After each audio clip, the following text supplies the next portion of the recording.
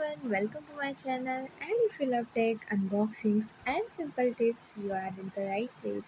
So, in this video, we will talk about how to find Google account password. So, firstly, open your Gmail. Now, at the top right corner, tap on the profile icon. Now, tap on Manage your Google account and swipe to left side and tap on Security.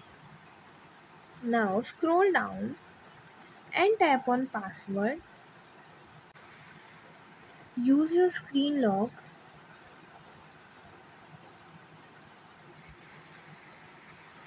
Choose a strong password and confirm new password. Now tap on change password. Again tap on change password, and yeah, that's it. And if you find the information given in the video helpful, please like the video, subscribe to the channel and press the bell icon for more updates. Thank you.